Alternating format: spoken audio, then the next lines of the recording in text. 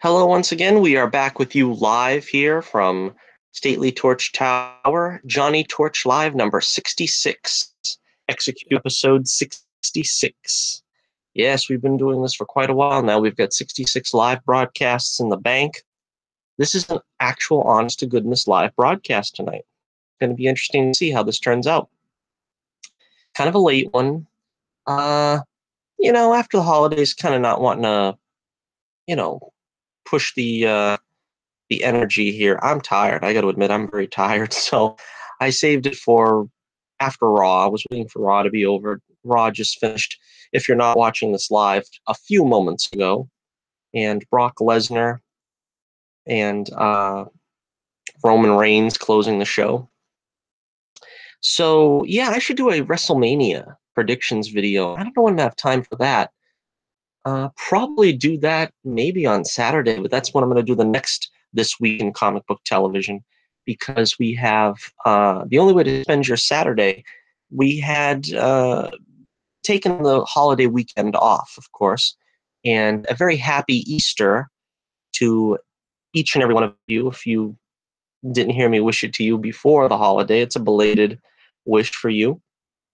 And I wanted to make sure I got these episodes reviewed for any of the fans that are still watching. All three of my fans, if you're watching, this one's for you, because there was absolutely no demand that I do another show to review these episodes. But I love my fans enough to do a midnight show here on the East Coast and talk about these episodes that we saw this past week. We've got a bunch of them. Legends, Agents of S.H.I.E.L.D., Black Lightning, Krypton, and Gotham, I believe, are all our episodes. Let me see. I'm going to put the chat up in case there's any viewers. There never is live. Although I always find it interesting to try to do a live show late like this, because I might get some viewers that are across the pond, as they say.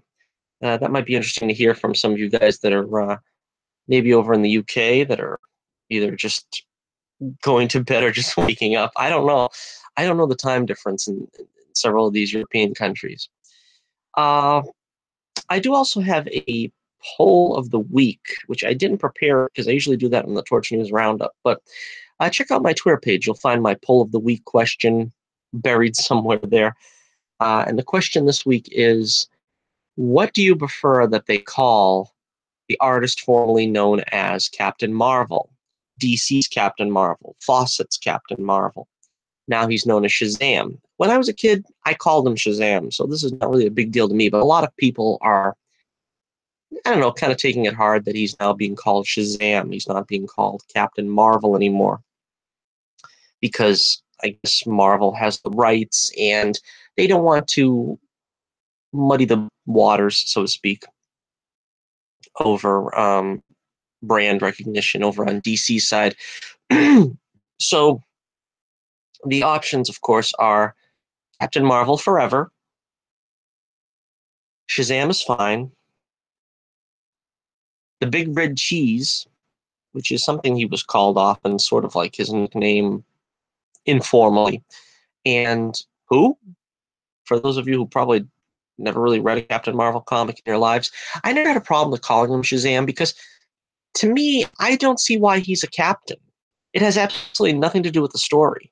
He's named after Roman gods and the biblical Solomon. I don't see where he's a captain. Captain America and the Marvel Captain Marvel are both in the U.S. military, and it kind of makes sense. I don't really see how he was a captain in the first place. You have to sometimes bow to what makes the most sense. Like, a lot of people are complaining about the movie version of the costume because it doesn't have the sash around the neck, the cord that looks like it holds up curtains. And when you have a hero with the cape continually revolving around his neck, it'll probably get in his way and be a problem. So I understand why they, would fasten the cape to his suit. Just watch the serial version of Captain Marvel, The Adventures of Captain Marvel, and you'll see how that Cape cumbersome if they did it the way that they show in the comics, the original comics.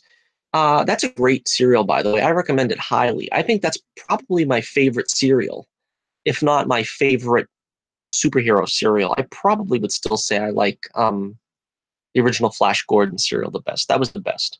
The original Flash Gordon and Flash Gordon Conquers the Universe. That's my top two, and Captain Marvel maybe coming in third place. But those are the ones you need to see the most if you're into serials. I would like to review serials eventually, but again, the system with which I've been reviewing movies and stuff, it's not been that easy with the setup I have here. Let me not waste any more time. Let us get to the first show before I or my viewers get too tired. All right, here is Legends of Tomorrow. That was the first show last week. So it began with Sarah wanting to take a run-out powder. I don't know. She was going to take a break or something because of the drama going on with Ava, which is something that I wasn't particularly fond of. Legends of Tomorrow did air today. I did not see it, so that will not affect my review of this episode.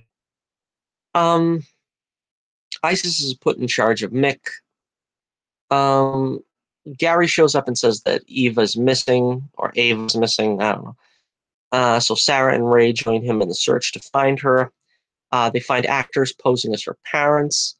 And when they find Ava back at the HQ, she seems unharmed.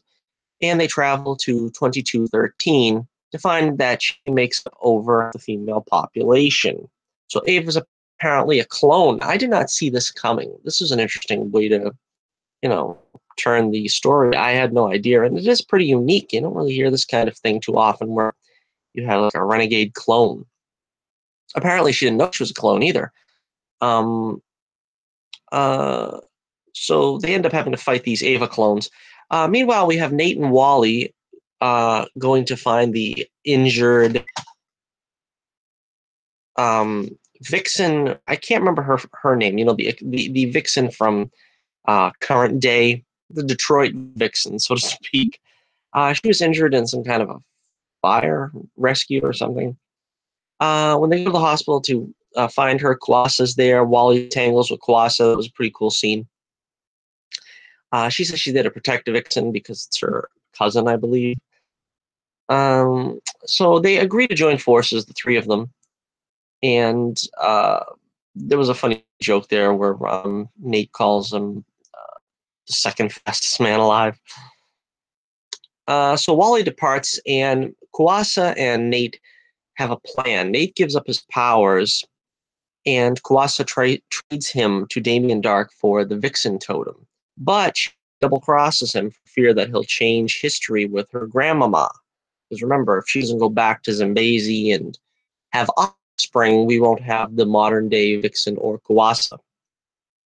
Meanwhile, Dark is going to torture Nate, but this was the funniest part of the episode. But they have a moment, and they make some kind of connection here, and they fake his torture. He is just a great character, Damien Dark. It's a lot down to Neil McDonough, of course, but when they write him right, he is perfect. That's why even what was probably the worst season of, I don't know about all the CW shows, maybe season 2 of Supergirl might have been worse, but season 4 of Arrow was just the pits. It was abysmal, and I think that's going to go down as one of the worst. But through that, there was still a light side, a bright side to that season. I was seeing Damien Dark. He was, worth bringing back, and I'm glad they've continued to bring him back.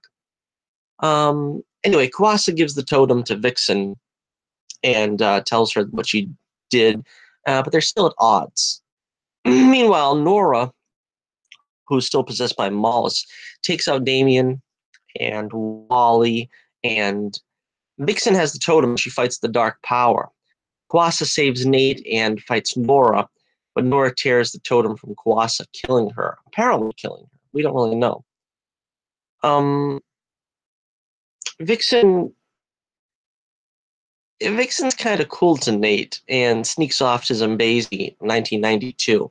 We also find out that Rip is responsible for creating the situation here with Ava. I don't know exactly what that entails. We'll have to find out eventually. But yeah, so again, just trying to go over it briefly. Vixen is, you know, I don't know what she's going to do in 1992, but it should be interesting. Um, Apparently, they're going to get Sarah back with Ava, which is, oh man, I don't know. I don't know what to say. You know, there was always a constant in the CW verse, which was Sarah wouldn't be plied with the shipper cult. They didn't force a shipper cult on her, and it looks like they're doing that here, and that is very disappointing and very aggravating to have to endure. I haven't really looked at Twitter and all this social media. I don't know how well this this shipping is tracking. Um, as I said, I don't see it. It's very juvenile between the two of them. I don't like it, and hopefully it goes away. But I'm willing to bet that even in tonight's episode that I have not yet seen, it probably already reared its ugly head, and they're a pair again. All right, so to give this one a rank, oh, we also had I talked about it briefly, the ISIS training Mick to use the fire totem. That was pretty good because we hadn't seen anything of ISIS Muslim faith, and they made a big deal about that during the off season when they were promoting the new character, and that they made a big deal over that she was a Muslim, and they really might have made one or two uh, passing comments about that in the past, I don't know, however long it's been, 16 episodes. But they actually got into it in this episode, and it was really actually very well handed. It was not heavy handed. It was not, you know, treated like beating over the head. Because let's be honest, whenever they do some kind of message type thing, it's always, it's hard out there for a gay guy. It's hard out there for a lesbian. It's hard out there for a black guy. It's hard out there for a woman. And it was pretty much when they announced that she was going to be a Muslim, I kind of was bracing myself for the episode where they inevitably did, it's hard out there for a Muslim. They didn't do that. They actually just treated the character with dignity, that she had the convictions of the Muslim faith. She didn't want to break the fast, not eat pork and stuff. It didn't feel like they were beating us over the head with, an unfair world and a cruel existence that she had to endure. It's basically just, filling in Mick on something that he obviously knew nothing about and didn't understand. And, she had a nice story about her mother and the Ramadan feast or whatever that her mother used to prepare and stuff. So it was that was handled very well. And I think it's important that we, give credit to the shows when they do the right thing and apply themselves properly, because maybe hopefully that will make them more prone to, you know, do the right thing with these important storylines and not make them heavy-handed and beat us over the head with them.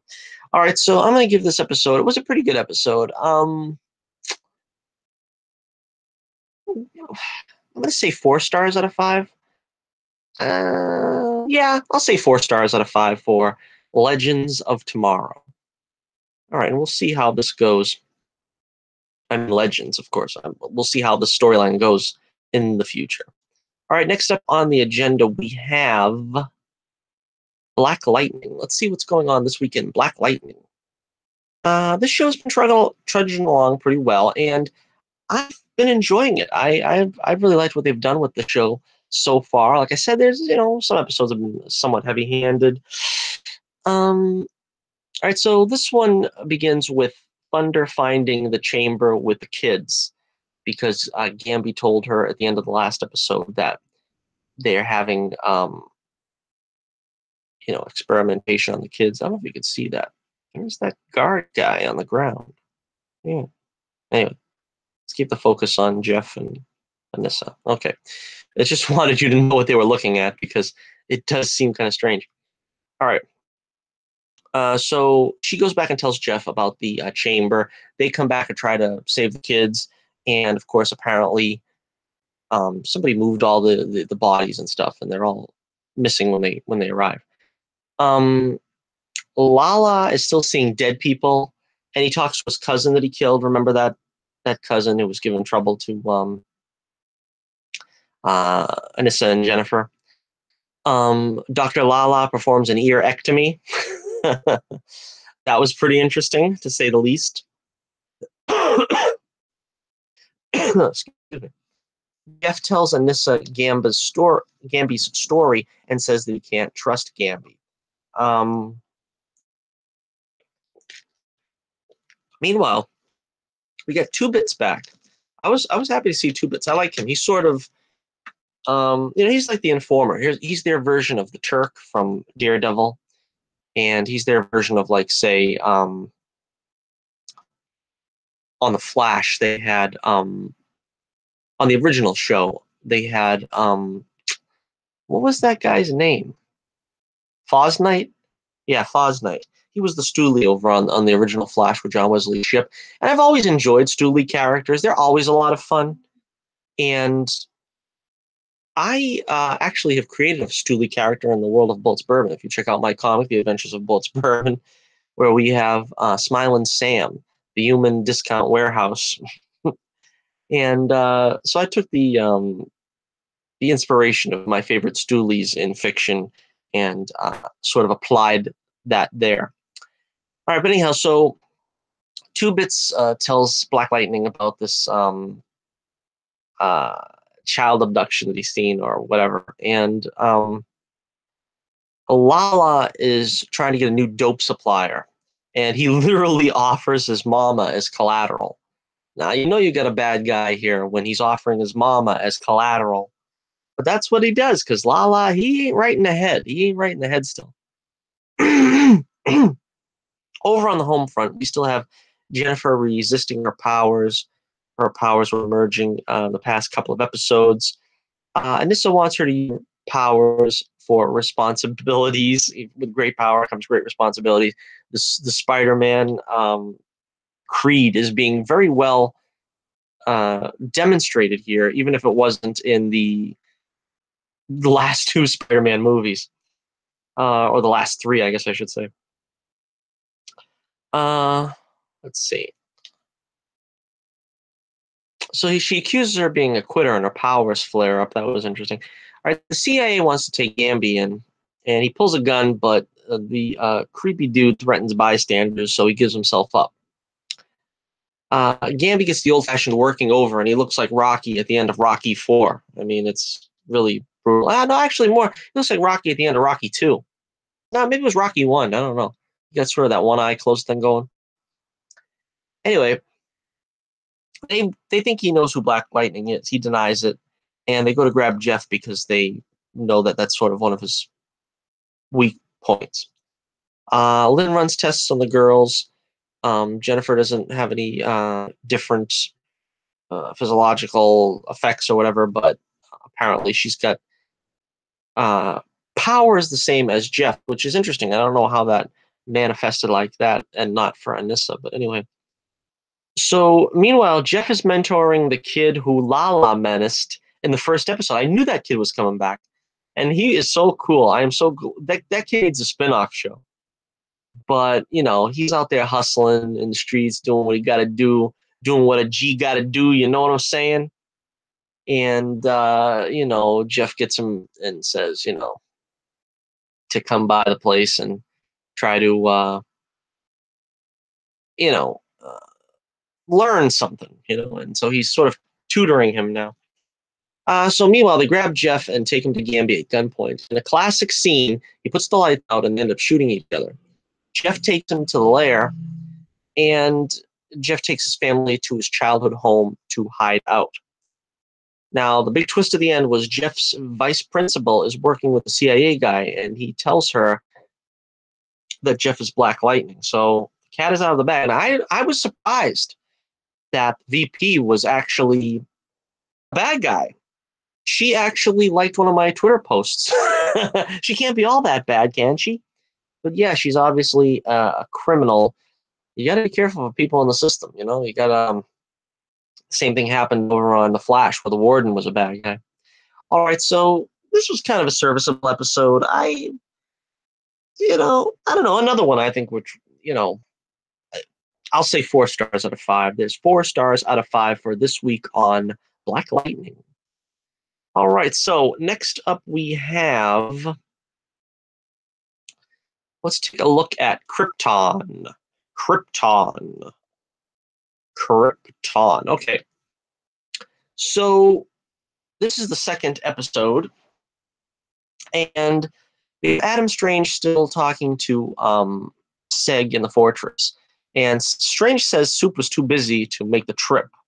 Apparently, he sent Adam Strange. He wants Seg to trust him, and he tells him about Earth and so forth.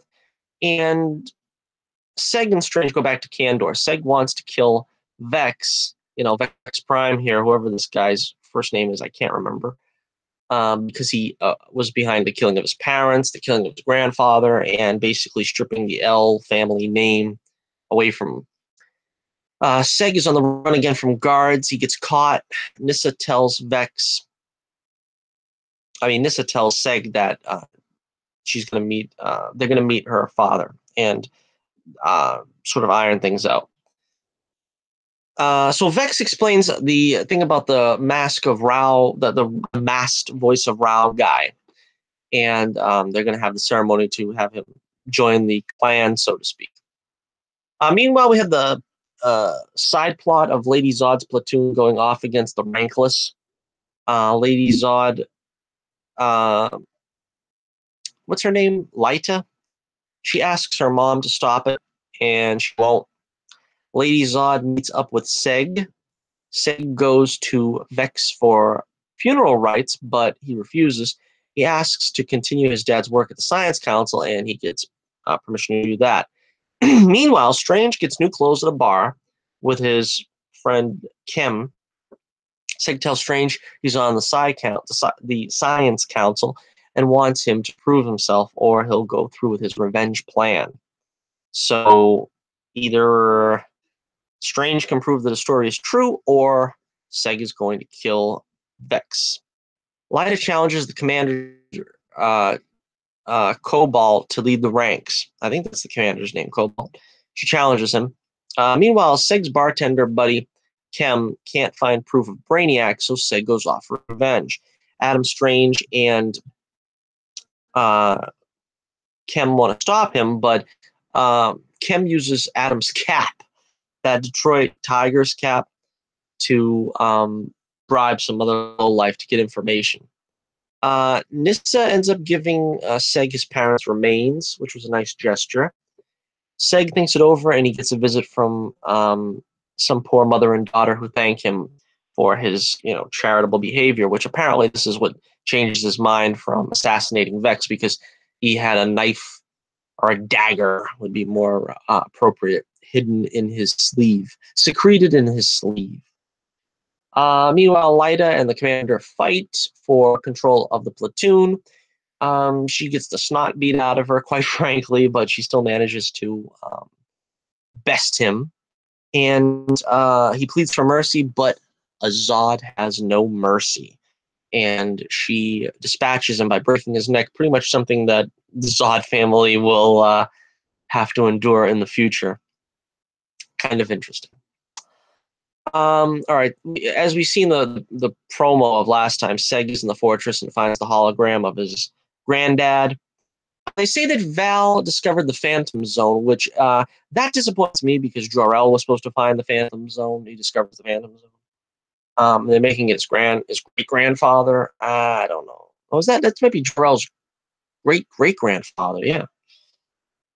So Seg goes back to Vex and tells him he won't become a Vex. The voice of Rao says that Seg don't need to be a Vex. He can still wear the Science Guild emblem as his crest. He later tells Vex after Seg leaves that that's how they can control him. Nissa is plotting to get Seg to trust her, so she's apparently not all that altruistic and good and what have you. Lyta gets a raise. and Strange and Kim still looking find and show Seg a beacon sent by Brainiac. He's already there. So a lot of people are guessing that the voice of Rao, this character, is actually Brainiac already in disguise. I don't think that seems like Brainiac's style, to be totally honest with you. But because isn't he just like he's like a he collects and categorizes and clinically does these things. He doesn't really ingratiate himself in with the society, and at least as far as I've known the character, he's never done anything like that. So I'm going to make it another episode where we do 4 stars out of 5 for Krypton. That's 4 stars out of 5 for Krypton. I don't really know.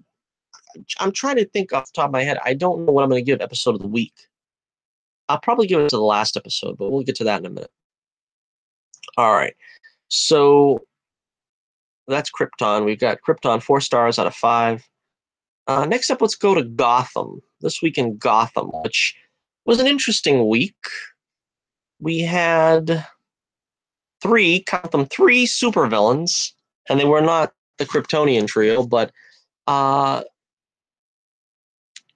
Scarecrow, who really didn't have much of a presence in the episode, Jerome, a.k.a. the Joker, and Jervis Tetch, the Mad Hatter. All 3 spring from Arkham. And this episode was directed by Ben McKenzie. He started to direct more episodes. He did a couple, I think, already this season. And, it's a pretty good episode. We have the Mad Hatter carrying the bulk of the episode. He escapes from prison. And the Hatter has a funny line. He says, there'll be time to stab each other in the back later. So they already have their priorities in order, and they know that they really can't trust one another. Harv is still chiding Jim to keep mum. Now, this is kind of annoying to me because didn't Jim already kill Galavan like 2 seasons ago and he got away with it? But in this case, he killed Pig, and he's acting like this is some unbearable burden that he can't live with. And I'm like, didn't you already do this and you covered your tracks and everything like 2 seasons ago? Now all of a sudden you're playing all noble on me? I mean, come on, don't be a hypocrite here, Jimbo. You know what I mean? Let's put all our cards out on the table. You're not no squeaky clean. You plunged your hands in the filth once already. So I don't know. I don't know what to make of that. But unless something happened, something developed that I don't remember, I don't think he was ever charged for that crime. And he killed the guy in cold blood 2 seasons ago. Now he did it here for altruistic reasons, and I don't know. Now they're acting like he's gonna bear this, burden and do penance or something. I don't know. All right, so Tetch gives Jim a call, and there's a trap, and they releases like a big boulder or whatever it is on the couple, and he's using like the famous Tetch mind control to control all the people of Gotham that have listened to the radio. Meanwhile, Bruce and Catgirl go after Jerome's file in the police headquarters. Bruce gets caught and turns on the tears. This was my favorite part, really, because it was so funny. He's starting to show that Bruce is trying to play the part now. He's not just, he's added some tools to his arsenal by doing, putting on the act when he needs to as Bruce Wayne. That was fun. That was funny. All right. In the meanwhile, we got Babs still suffering the effects of chronic headaches, and she's got the visions of Ra's al Ghul dancing in her head because she was brought back with the Lazarus water. And we get that flashback, and it shows us what's going on. Ra's tells her that she'll be the new Ra's. The League of Assassins find her, and ultimately the female members weed out the male members and join her and, create their own little gals mob. There was a nice scene with Bruce and Selena in the car. I really like the way these two are getting together. It does feel very Batman and Catwoman-ish, even though, it's, they're quite a ways from that. Meanwhile, Tetch has got all kinds of peeps on the ledge that are about to jump off, unless Jim can find a way to stop them. Meanwhile, a subplot with Jerome. Jerome holds his uncle hostage. Then the uncle turns the tables and tortures Jim with hot soup. Tortures Jerome with hot soup. I'm getting tired. But, boy, is there anything else they can do to this guy to get him any more mangled? It's pretty much ridiculous. My Three Soups, I think is what the episode's called, or something like that. Bruce ends up coming in and saving him. Now, they're trying to do some kind of plot point of how Bruce feels responsible for Jerome because he had a chance to kill him and he didn't, and so now every death is going to be on his conscience because he didn't kill him. But then again, he's not going to kill him because once he killed Ra's al Ghul, he had this unbearable grief and turned him into a little punk twerp. So I don't really know what they're going to do with that either. It's kind of a strange thing, but I guess they want to have, the sort of Batman versus the Joker rivalry going on as early as possible here, because let's face it, they're the only adversaries. Jim takes care of all these other villains that are, a little bit older, but Jerome is closer in age to Bruce, being like maybe 2 years older than him or something, 2 or 3 years older. So yeah, Bruce comes in, saves him from his uncle. Jerome kills his uncle. Selina gets the gun away from Jerome before he can kill Bruce, which he may or may not have done. I don't know. So anyway, Jerome gets away, and that's pretty much that's the name of that tune. Meanwhile, Harv gives himself up to the hypnotic trance of the Mad Hatter and finds the right radio station and gets zombified.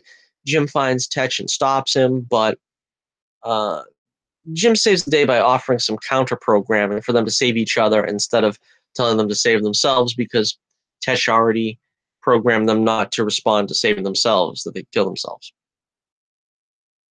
So Harv offers Jim a drink, and Scarecrow and Joker, I believe, what happened? They broke out Mad Hatter from the prison at the end of it. I don't know. I don't know. I think this one was pretty interesting. I'm gonna give this one. I'm not a big fan of the Mad Hatter, at least this version on Gotham, but I'm gonna give this one 4.5 stars out of 5. Rating it on the curve because Gotham isn't that great. I think this is one of the better Gotham episodes. Like, if I was forced to pick, I don't know, 3 episodes of Gotham this season that I would sit through again, this is probably one of them. So that's 4.5 stars out of 5 for Gotham this week. Alrighty. All right. So next up, we've got,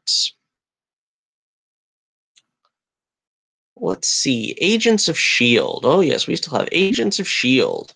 to deal with. And they even make the joke on Agents of S.H.I.E.L.D. Hail Hydra, because it's General Hale. Get it? Yeah. They knew.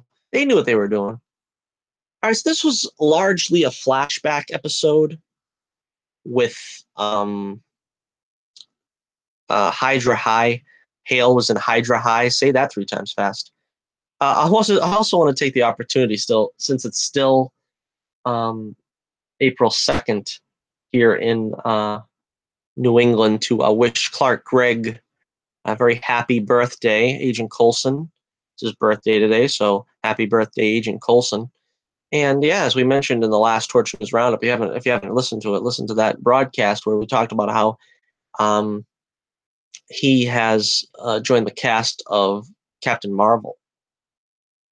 All right, so Hale is telling her story to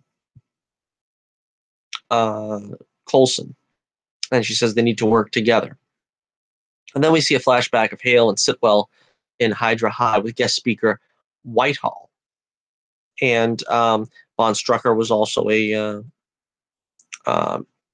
student there. Now, the plan that they had, Whitehall had for Hale, is that she was the perfect vessel for the perfect Hydra.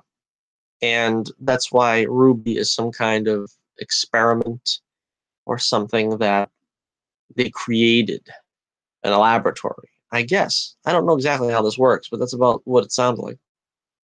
All right, so we get Talbot back. Maybe that's the reason why he wasn't on Supergirl too much this season. He did get a chance to get back on the show. He takes out the head Hydra, and Hale takes out the last Hydra. So there really isn't any Hydra left at this point. Talbot's in the hospital. He gets transferred to Hydra base. Hale tries to recruit Talbot too, but he won't break. They find out Ruby is Hale's daughter. Coulson and Hale meet Orson, or whatever the name of this guy is. It seemed like the ending of Mork and Mindy with a Nanu. But the guy that's in charge shows up, and it was some pretty funny lines from Coulson. Yeah, this was a good Coulson episode if you want to, judge it on that basis. But he says, as far as this place goes for for being a prisoner, he says it's like a C. He goes, "Oh, C plus, all berries, Captain Crunch." It was pretty funny. So Hale wants to overthrow the Confederacy, and she wants to make Daisy the destroyer of worlds, apparently. I think that's what the plan was. Phil tries to dissuade her, but no dice. Ruby wants Daisy's location, but also no dice. And Phil sees Talbot and finds him in the prison there. Meanwhile, May visits Fitz in the brig. Daisy still doesn't forgive Fitz. She comes down and blasts him, as you'd expect. And she won't let him out. And she goes out to find Robin, which is also another one of those fatalistic things where she's going to end up kind of involving Robin in the picture when they really should be trying to stay away from anything that's going to bring these, prophetic scenes that we'd seen coming from the first half of the season to pass. Gemma tells Fitz about Deke being their grandson, and that was a nice scene. That was nice. He's the worst. Fitz was saying that was pretty funny. And he has the same knife, and that's sort of like the proof, I guess, that he was his grandson. That's what they show. Gemma puts the robot arms on Yo-Yo. They're still working on that. So yeah, this was another good episode. I'm going to give this one 4.5 stars out of 5. 4.5 stars out of 5 for Agents of S.H.I.E.L.D. this week. And it was a good episode. Like I said, it's a tough call to see who's going to get the best episode of the week this week. But I think I'm going to give best episode of the week this week to Arrow. And it's the farewell episode of Thea and Roy. Although Roy left the show a long time ago, he's actually looking kind of stout here, kind of stout and hale. It's kind of interesting to see how these two have grown up since the show started. I mean, he looked like, what they both did. It looked like they had baby faces, and they looked like kids, and now they look, reasonably older. It's sad. It's sad that they're leaving the show because they were pretty much an integral part of it for the first couple of seasons. It starts with the flashback of Thea with Malcolm, kind of setting up what happens here. The League of Assassins meet, and Nyssa is still around. She ingratiates herself into there and starts fighting the New Order.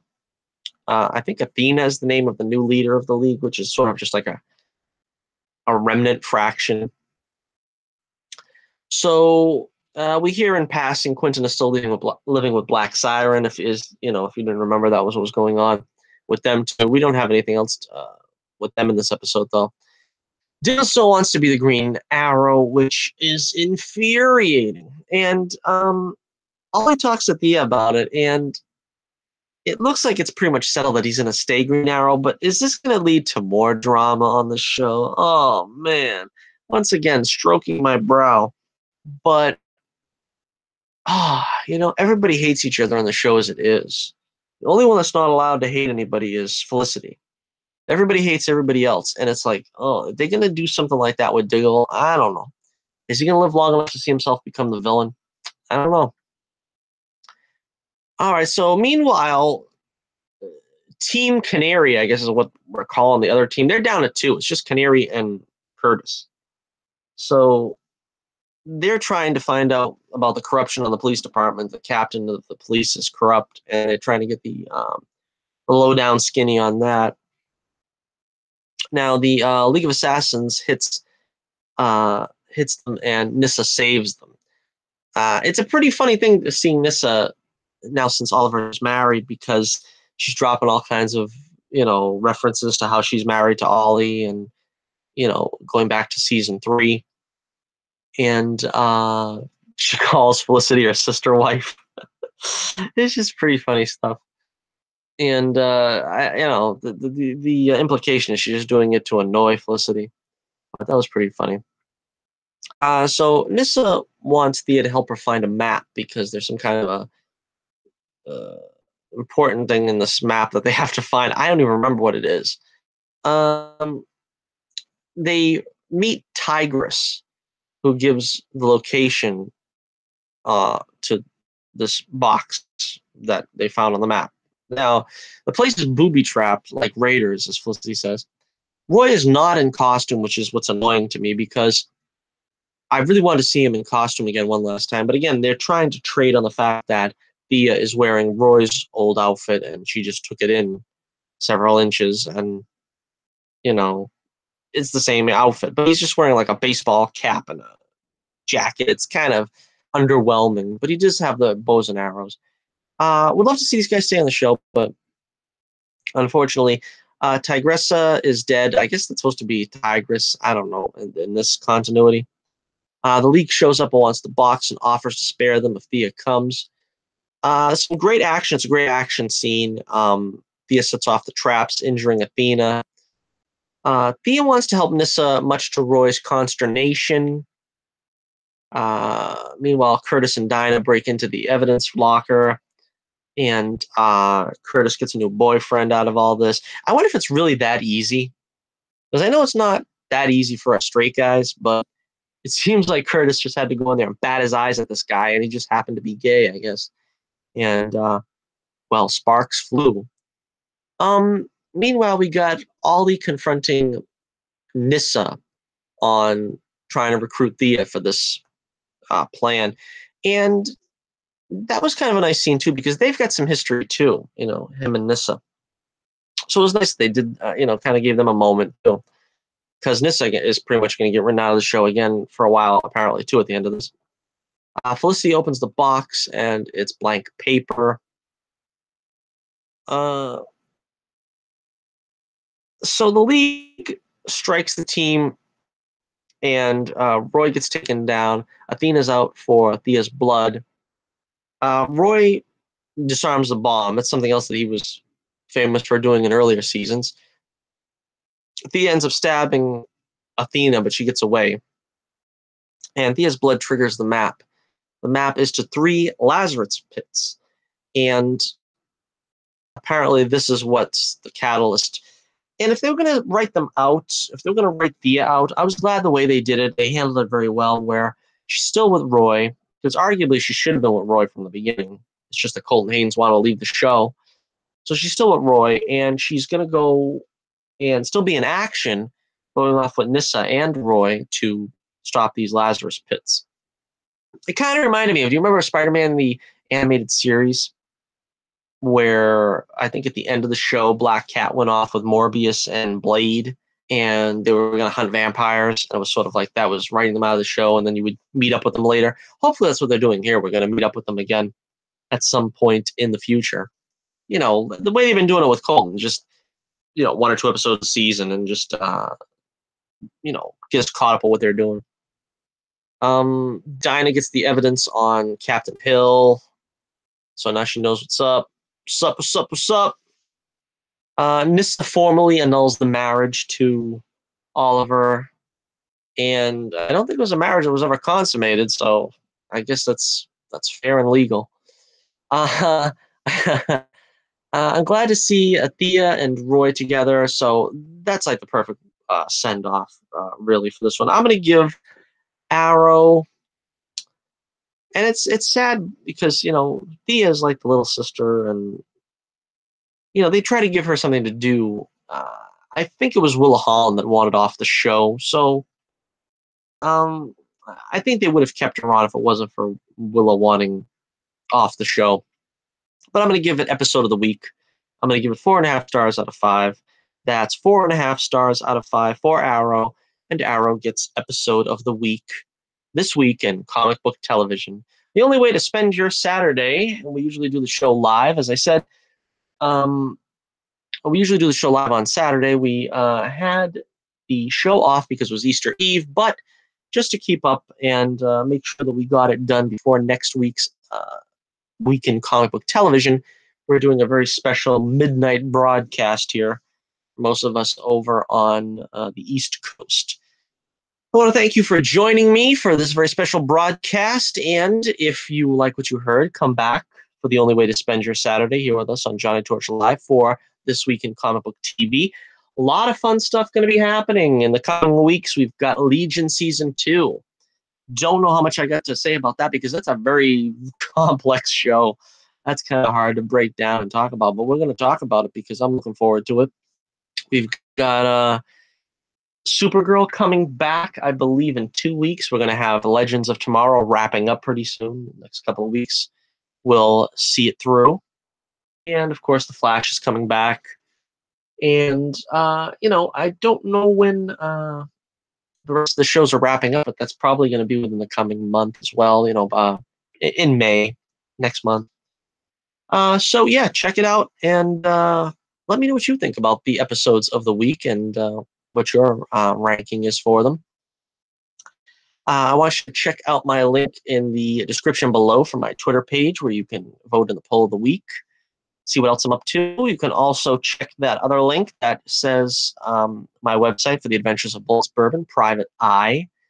We are still working on getting the 5th issue out, hopefully soon, where Bolts Bourbon is going to come to battle with Pencil Neck and Carrot Top, who in our previous episode had joined forces.